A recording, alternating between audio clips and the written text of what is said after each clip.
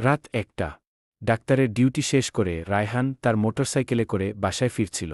জীবনে অসংখ্য মানুষকে বাঁচাতে গিয়ে মৃত্যুর খুব কাছে থেকেছে সে, তাই ভয় সেই মানুষটাকে খুব সহজে ছুঁতে পারে না। কিন্তু সেদিন রাতে তার ভিতর অদ্ভুত এক অশান্তি অনুভব হচ্ছিল। যেন কিছু একটা তাকে চুপ করে দেখছে। ঠিক কুয়াশার আড়াল থেকে হাসপাতাল থেকে বের হওয়ার সময়ই সে লক্ষ্য করেছিল, পেছনের করিডোরে দাঁড়িয়েছিল একটা অর্ধবয়সী একজন মহিলা। মুখে অদ্ভুত হাসি, চোখ দুটো যেন অস্বাভাবিক। সে তাকাতেই মহিলা মাথা নড়াল, যেন কিছু একটা বলছে। রায়হান ভেবেছিল ক্লান্তির কারণে তার এমন মনে হচ্ছে। সেদিন রাতে বাড়ি ফিরছিল, পাহাড়ঘেরা ফাঁকা রাস্তায় মোটরসাইকেল চালাচ্ছিল রায়হান।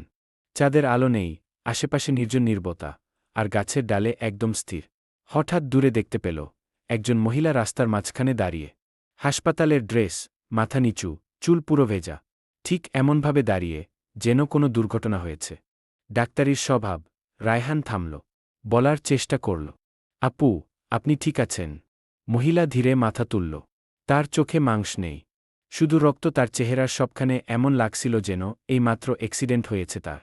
রায়হান মুহূর্তে বুঝল এটা স্বাভাবিক মানুষ নয়, কারণ এত আহত শরীর নিয়ে জ্ঞান থাকার কথা না। মহিলাটি হঠাৎ আস্তে করে বলল, ডাক্তার, আজকে কি আমাকে বাঁচাতে পারবেন? তাহলে আমিও আপনাকে বাঁচাব। ডাক্তার অ্যাম্বুলেন্স জন্য কল দেওয়ার জন্য ফোন বের করছিল, তখনই তার ফোন বেজে উঠল। স্ক্রিনে লেখা, এমার্জেন্সি রুম, ইনকামিং কল। ওই মুহূর্তে রায়হানের বুক কেঁপে উঠল। হাসপাতালের ইমার্জেন্সি রুম কখনো কাউকে ফোন দেয় না। সে ধরতেই ওপাশে একই নারীর ফিসফিস করে বলতে লাগল, আগে আমাকে বাঁচাতে পারোনি, এবার তুমি কি আমাকে বাঁচাতে পারবে? ঠিক তখন রায়হান দেখল তার পাশের মহিলাটা তার দিকে তাকাই অস্বাভাবিকভাবে হাসতেছিল। রায়হান আতঙ্কে বাইক স্টার্ট করে দৌড় লাগল, কিন্তু অনুভব করল মহিলাটি দৌড়াচ্ছে না। তবুও সে যত স্পিড বাড়ায়, মহিলাটি ততই পাশে বেশে আসছে। একসময় মহিলাটা তার বাইকের পিছনে বসে গেল। এটা রায়হান তার বাইক ফ্রন্ট গ্লাসে দেখতে পেল। তখন রায়হান জ্ঞান হারায়, আর বাইক অ্যাক্সিডেন্ট হয়। প্রায় অনেক সময় পর রায়হান জ্ঞান আসল, আর সে চারিদিকে দেখতে থাকে। সে বুঝে উঠল সে হসপিটালের একটা কেবিনে। সে পায়ে এবং মাথায় অনেক ব্যথার অনুভব করছিল।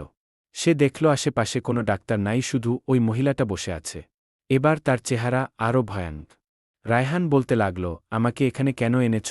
এটা কোথায়? মহিলা বলল, এটা সেই জায়গা যেখানে আমি মারা গেছিলাম তোমার কারণে। রায়হান বলল, আমার কারণে? আমি কি করলাম? উত্তরে মহিলা তা বলল, ওইদিনা তুমি যদি দেরি না করতে আজকে আমি মরতাম না। ঠিক 2 মাস আগে মনে করো তুমি ইচ্ছে করে দেরি করেছিলে। রায়হানের মনে পড়ল।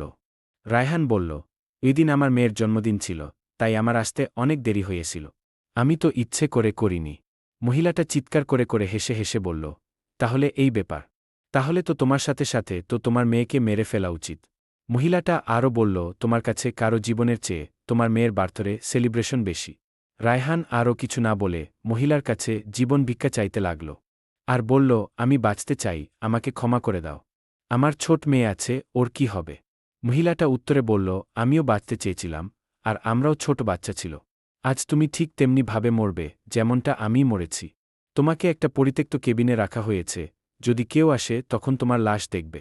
রায়হান ভাবল সে ভুল করেছিল। বলতে গেলে সে একজন খুনি, কিন্তু সে এখন বাঁচতে চাইলেও বাঁচতে পারবে না। তার যে অবস্থা, সে দাঁড়াইতে বা চিৎকার করতে পারবে না। মহিলাটা চলে গেল, আর রায়হান অজ্ঞান হয়ে গেল।